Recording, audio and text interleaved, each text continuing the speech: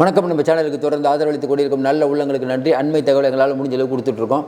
அமர் பிரசாத் ரெட்டி தலைமறைவா, முற்றும் வழக்குகள் என்ன, திடீர்னு ஏற்கனவே தான் பிரச்சனை நடந்து ஜெயிலுக்கெல்லாம் போயிட்டு வந்தாரே, மறுபடியும் என்ன அப்படிங்கும்போது வன்கொடுமை சட்டம், வீடு புகுந்து பெண்ணை தாக்குதல் உள்ளிட்ட 9 பிரிவுகளில் வழக்கு பதிவு பண்ணியிருக்காங்க. பிரதமர் கூட்டத்துக்கு கூட்டம் சரியாக சேர்க்கலைன்னு சொல்லிட்டு பெண் நிர்வாகியை வீடு புகுந்து தாக்குனார். சொந்த பெண் நிர்வாகி தான், பாஜகவை தான். ஏன்னா இப்போ திமுகவுனா வெவ்வேறு கட்சி பிரச்சனைமும், இது சொந்த கட்சி தான் அப்படின்னு நமக்கு தோணுது. ஆமாங்க, இது ரெகுலராக நடக்கிறதானுங்க. பாஜகவில் சொந்த கட்சினா திமுகவில் நிறையா தொண்டர்கள் இருக்காங்க, சண்டை நடக்கும். இங்கே தொண்டர்கள் கம்மி, நிர்வாகிகள் கம்மி, அதுலேயே பல சண்டை, பல பஞ்சாயத்துக்கள். அப்படிப்பட்ட சூழ்நிலையில் வளைக்கப்படுகிறாரா அமர் பிரசாத் அப்படிங்கிற ஒரு பெரிய கேள்வி எழுது. ஏன்னா அமர் பிரசாத் இன்றைக்கி எப்படி சொல்கிறது, பிஜேபியில் ஒரு முக்கியமானவர். இன்னும் குறிப்பாக நீங்கள் நிறையா பிஜேபிக்காரங்களாம் கேட்டிங்கன்னா என்னங்க பண்ணுறது, ஆஃபீஸே ஒரு மாதிரி ஆயிடுச்சு, முதல்ல இருந்த மாதிரி இருக்கா பாருங்கள். அண்ணாமலை அவர்கள் கூட இருக்கவங்க பாருங்கள், இந்த பக்கம் அமர் பிரசாத், இந்த பக்கம் திருச்சி சூர்யா, அந்த பக்கம் பார்த்தீங்கன்னா வீடியோ ஆடியோ அரசியல், வார் ரூம், இப்படி தானே பேசுகிறாங்க. அதாவது அண்ணாமலை அப்படிங்கிற ஒருத்தரை பயன்படுத்தி இவர்களெல்லாம் ஒரு பெரிய வட்டம் மாதிரி வச்சுக்கிட்டு இவங்க நிறையா சம்பாரிச்சிட்ருக்காங்க. இந்த ஆருத்ரா கோல்டு விஷயம் நிறையா சொல்லிக்கிட்டே போகலாம். ஒரு பக்கம் அண்ணாமலை நடைபயணத்தில் நிறைய மும்முரமாக இருந்து பிஜேபியை வளர்க்கணும்னு பாடுபட்டு இருக்கும்போது, இன்னொரு பக்கம் இந்த மாதிரி ஒரு செய்தி வந்தால் வெளியில் எந்த மாதிரி இம்பேக்ட் வரும். வெளிப்படையாக சொல்கிறதுனா இன்றைக்கி நடந்த விஷயம் என்ன, அதாவது வன்கொடுமை தடை சட்டத்தில் அப்படிங்கும்போது எல்லாருக்கும் டக்குன்னு வன்கொடுமைன்னு ஏங்க அந்த திமுகவில் இந்த பட்டியலின ஒரு பெண்ணை அடித்து துன்புறுத்திச்சே ஒரு எம்எல்ஏவுடைய மருமகள், அவங்கள தேடிட்டு இருக்காங்கல்ல, அது இல்லைங்க, இது வேறு. அதாவது திமுகலையும் பண்ணுறாங்க, பிஜேபியில் நிர்வாகியே பண்ணுறாரு. அப்போ திமுக வேற இல்லை, பிஜேபியும் வேற இல்லை. திமுகவை அந்த பட்டியலின பெண்ணுக்கு நியாயம் வழங்க வேண்டும், அவங்கள உடனடியாக தண்டிக்க வேண்டும்னு நம்மளும் சொன்னோம், எல்லோரும் சொல்கிறோம். இப்போ நீதிமன்றமே சரணடைங்கன்னு சொல்லிடுச்சு. அவர்களுக்கு ஒரு நியாயம், இவர்களுக்கு ஒரு நியாயமானு பெரிய கேள்வி எழுதில்ல. இதில் எடப்பாடி பழனிசாமி அவர்கள் தான் கொண்டாட்டம். அவர் போராட்டத்தை அறிவிச்சிருக்காரு.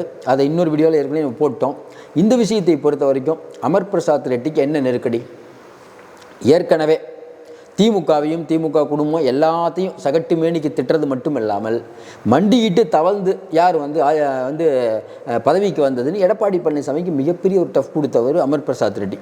அதாவது அண்ணாமலைக்கு ஒரு மிகப்பெரிய ஒரு போர் படை தளபதி மாதிரி.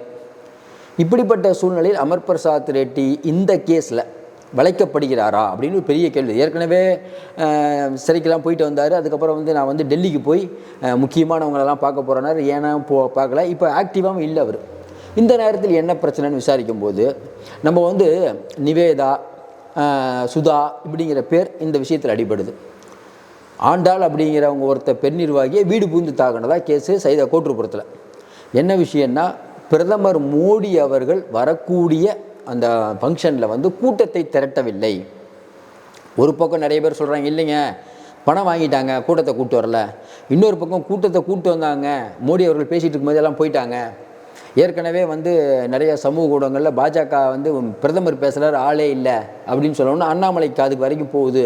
அப்படிங்கும்போது அவர் கூப்பிட்டு கண்டிச்சிருக்காரு. என்னங்க அது இப்படிலாம் மண்டினோன்னா, இவர் வீடு புகுந்து தாக்குதல் பண்ணிட்டாரு, சொந்த கட்சி நிர்வாகியே வீடு புகுந்து ஒருத்தர் அடிக்கிறார். அப்படிங்கும்போது நடக்கிறது திமுக ஆட்சியா இல்லை பிஜேபி ஆட்சியான்னு கேள்வி எழுது. ஏன்னா திமுக ஆட்சியில் உங்களை எப்போன்னு பார்த்துட்டு இருக்காங்க. ஏற்கனவே கொடிக்கம்பு விஷயத்தில் என்னாச்சு, கொடிக்கம்பு விஷயத்தில் நைட்டோட நைட்டாக ஃபோன் போட்டு எல்லோரும் வாங்கன்னு கூப்பிட்டு எல்லோரும் மேக்கப் போடலாம் அது பெரிய விவாதமாச்சு. நைட்டு இருந்து கூட மேக்கப் போட்டு வராங்க, ப்ரிப்பேராக வராங்க. அண்ணாமலை ஜி வீட்டுக்கு முன்னாடி கொடி ஏற்றக்கூடாதா? ஆமாங்க, கொடி ஏற்றக்கூடாது, அதெல்லாம் இல்லை, தடையை மீறி ஏற்றுவோம் அப்படின்னு சொல்லி அராஜகத்தில் பண்ணி அது ஒரு பிரச்சனை. அந்த கேஸே பெரிய பிரச்சனை ஆயிடுச்சு. இப்போ இன்னொரு கேஸா, இப்போ திமுக நினைத்தால் எப்போ வேணாலும் அரெஸ்ட் பண்ணலாம், அதிரடியாக கிளம்பலாம். ஏன்னா இவங்க எப்படி அண்ணாமலை சொன்னார்ல, திமுக அந்த எம்எல்ஏவுடைய பையன் மருமகளை போலீஸ் ஏன் தேடுகிறது, டைம் கொடுக்குறாங்கன்னு சொன்னார்ல, அதே மாதிரி தான் இப்போ மக்கள் கேட்குறாங்க. என்னங்க திமுக பிரமுகர், சரி திமுக கட்சிக்கு அவங்க கட்சி பிரமுகர், அதுக்காவது லேட் பண்ணுறாங்கன்னு ஒரு லாஜிக் இருக்குது. அமர் பிரசாத் ரெட்டி ஏன் கைது பண்ணல? இப்போ அதிமுககாரங்க கேட்பாங்கல்ல. ஏன்னா இப்போவே மோடி அளவுக்கு ஒரு போயிட்டார். எடப்பாடி பழனிசாமி மோடி கோயில் திறந்ததுனால மோடிக்கு வாக்கு கிடைக்காதுங்கிற அளவுக்கு போயிட்டார். அப்போ நம்ம அதிமுகவில் யாராவது இந்த பிரச்சனை எழுப்புனா என்ன பண்ணுறது? திமுகவுக்கும் பிஜேபிக்கும் ஒரு கள்ள உறவு இருக்குது பாருங்கள். அமர் பிரசாத் ரெட்டி மேலே வன்கொடுமை, அவரை இன்னும் அரெஸ்ட் பண்ணல, ஆனால் கொடிக்கம்பத்தில் முதலே அரெஸ்ட் பண்ணாங்க, பேசுவாங்க. இதனால் பிஜேபிக்கும் சிக்கல். ஏற்கனவே தொடர்ந்து நீங்கள் வந்து ஒரு பக்கம் தாமரை மலரும் சொல்லிட்டு இருந்தாலும் இன்னொரு பக்கம் இந்த மாதிரி பிரச்சனைகள். இதில் ஸ்ரீதர் அப்படிங்கிற ஒருத்தரை அரெஸ்ட் பண்ணியிருக்காங்க.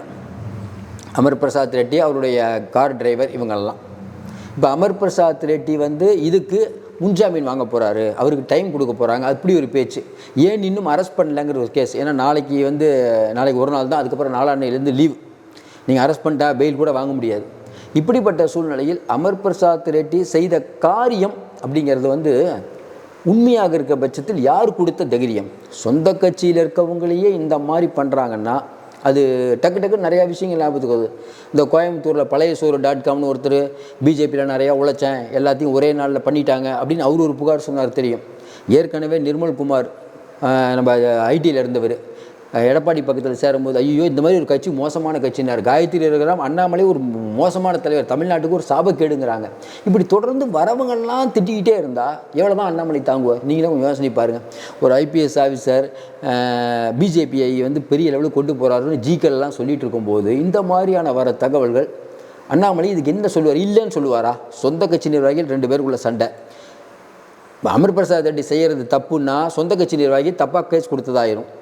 அப்போ சொந்த கட்சி நிர்வாகி வேணுன்னே கேஸ் கொடுக்குறாங்களா? இவ்வளோ விஷயம் இருக்குது. நீங்கள் வெளியிலேருந்து வர எதிரியை சமாளிச்சலாம், உள்ளுக்குள்ளேருந்து வரவங்க பேசுகிறவங்க என்ன பண்ண முடியும்? தொடர்ந்து நம்ம சொல்லிகிட்டு இருக்கோம். திமுகவில் அந்த மேயருக்கு எதிராக எனக்கு நம்பிக்கையில் தீர்மானம் சொன்ன வரும்போது திமுக பண்ணது தப்பு, ஆட்சியில் என்னங்க இவ்வளோ குறைபாடுன்னு திமுகவை திட்டணும். அதே மாதிரி தான் பிஜேபி திட்டுறோம். பிஜேபி என்னங்க இது என்ன ஒரு ஆளுங்கட்சியே இல்லாத, ஆளுங்கட்சியில் இருக்க கட்சி யார் பண்ணாலும் தப்பு, ஆளுங்கட்சியில் இருக்கிறதாவது பரவாயில்ல, நம்ம கட்சி இருக்குது, நம்ம ஆட்சி நம்மளுதுங்களாம். பிஜேபிக்கு உங்களுக்கும் பெரிய பிரச்சனைன்னு திமுக ஆட்சியில் இருக்கும்போது ஒரு வீட்டில் போய் அடிக்கிறதுங்கிறது எந்த விதத்தில் சரியாக வரும்? இப்போ யாரு கூட ஏற்கனவே ஒரு கேஸில் உள்ளே வேற போயிட்டு வந்திருக்காரு. இதில் பார்த்தீங்கன்னா வானதி சீனிவாசன்லேருந்து மற்ற ஆட்களுக்கெல்லாம் ஒரே கொண்டாட்டம். தொடர்ந்து கமலாலயத்தை வந்து ஒரு கார்ப்பரேட் கம்பெனி மாதிரி வச்சுட்டு அண்ணாமலையை 3-4 பேர் இயக்குறாங்க. அதில் திருச்சி சூர்யா அப்படியே ஒரு கட்டம் கட்டி வெளியே அனுப்பியாச்சு. அமர் பிரசாத் ரொம்ப சவுண்ட் விட்டுருந்தார், அவருக்கும் பிரச்சனை வந்து கொஞ்ச நாள் அடங்கி இருந்தார். இப்போ மறுபடியும் வர ஆரம்பிக்கிற நேரத்தில் மறுபடியும் ஒரு பிரச்சனை. இது வந்து அதிமுக திமுகவை தாண்டி உள்ளுக்குள்ளே அவ்வளோ எதிரிகள். அமர் பிரசாத் ரெட்டி ஏற்கனவே உங்களுக்கு அந்த ஆருத்ரா விஷயத்தில் எவ்வளோ பிரச்சனை பண்ணார், என்ன பண்ணாருன்னு தெரியும். எல்லாருக்கும் எழக்கூடிய சந்தேகம், அமர் பிரசாத் ரெட்டி அந்த கேஸுக்கு போயிட்டு வந்து அவர் சொன்ன வாசகம் என்ன? திமுகவை வீழ்த்துவேன், நான் ஒரு பெரிய தலைவராகி விட்டேன், நான் வந்து டெல்லிக்கு போகிறேன்னாரு. அவர் உண்மையிலே ஜெயிலுக்கு போயினா அண்ணாமலையே சொன்னார்ல, ஜெயிலுக்கு போயிட்டு வந்தால் தலைவராகிடுவோம். நாங்கள் சொல்லுவாங்கள்ல, அப்போ நான் ஜெயிலுக்கு போகிறேன் அந்த மாதிரிலாம் மீம்ஸ்லாம் நிறைய வேறு போட்டாங்க. இப்படிப்பட்ட சூழ்நிலையில் இந்த விஷயத்தை பொறுத்த வரைக்கும் வன்கொடுமை சட்டம் உள்ளிட்ட 9 பிரிவுகளால் எப்பையும் தூக்குவதற்கான எல்லா விஷயமும் இருக்குது. இன்றைக்கி திமுக டைம் பார்த்துட்ருக்காங்க. இப்போ ஏற்கனவே அங்கித் திவாரியை தூக்கி இன்னும் கஸ்டடியில் இல்லாமல் இப்போ கூட பதவியை இன்னும் காவல் நீட்டி பண்ணியிருக்காங்க. அந்த போல் இதை ஹோல்டில் வச்சுருக்காங்க. எப்போனாலும் தூசு தட்டப்படலாம். அதற்குள் வலுவான டீலிங் போயிட்டுருக்குது. அண்ணாமலைக்கும் திமுகவுக்கு சண்டை. ஆட நீங்கள் வேறு எல்லாம் ஒரு டீலிங்கில் போயிட்டுருக்குதுங்க. அண்ணாமலை திமுகவை திட்டுவார், எல்லாம் ஒரு டீலிங் தானேங்க அப்படின்னு சொல்கிறவங்களும் உண்டு. திமுக கடுமையாக நடவடிக்கை உண்மையாக இருக்க பட்சத்தில் திமுக கடுமையாக நடவடிக்கை எடுத்தால் தான் திமுக பேர் இருக்கும்.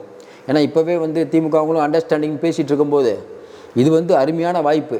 ஏன்னா அமர் பிரசாத் ரெட்டி கடந்த காலங்களில் என்ன பேசியிருக்காருன்னு தெரியும். இந்த விஷயத்தை பொறுத்த வரைக்கும் எல்லா விதமான நியாயங்களுக்கு உட்பட்டு மறுபடியும் நம்ம சொல்கிறோம், அண்ணாமலை சரியோ தப்போ அவர் மேலே 1000 விமர்சனம் இருந்தாலும் ஏதோ கட்சிக்காக உண்மையிலே ஏதோ பண்ணிகிட்ருக்கார்.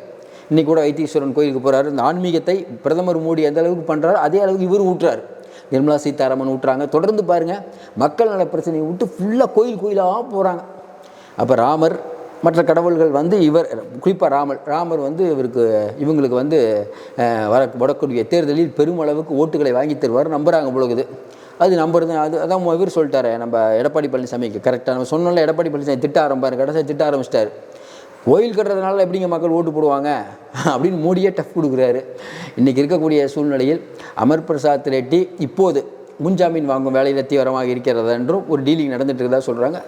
விரைவில் கட்டம் கட்டி தூக்குவதற்கான வேலைகள் கூட வேகமாக நடந்து கொண்டிருக்கிறது. ஏன்னா நீங்கள் வந்து நிறைய பேரை தூக்கி வச்சிருக்கனால உங்களை தூக்குவதற்கான வேலைகள் நடந்து கொண்டு இதில் பிஜேபியில் இருக்கவங்களே துணை புரிகிறாங்க. தான் அமர் பிரசாத் ரெட்டி தூக்குனா ரொம்ப சந்தோஷம்னு பிஜேபி இருக்குன்னு நினைக்கிறாங்க. அது திமுகவுக்கு இன்னும் உற்சாகம்.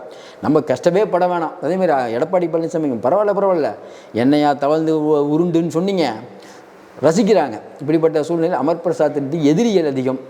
அதாவது கமலாலயத்தில் தொடர்ந்து சொல்கிற மாதிரி அண்ணாமலைக்கு எதிராக பெரிய கோஷ்டி, அதுவும் அமர் பிரசாத் ரெட்டிக்கு எதிராக மிகப்பெரிய கோஷ்டி. கட்ட பஞ்சாயத்து பண்ணுறாரு, வேலையே பண்ணுறவர்கள் அப்படி ஒரு கோஷ்டி. ஏற்கனவே சொன்னோம்ல, பணம் கொடுத்தா இப்போ கூட திருச்சியில் பணம் கொடுத்து ஆட்களை கூட்டுவாங்கன்னா ஒரு பெட்டி அப்படியே எடுத்து வச்சுட்டு ஆளை கூட்டு வந்திருக்காங்க. இன்னொரு பெட்டி கொடுத்தா இன்னும் நிறைய பேர் கூட்டியிருப்பாங்க. அதே பிரச்சனை தான் இங்கேயும்.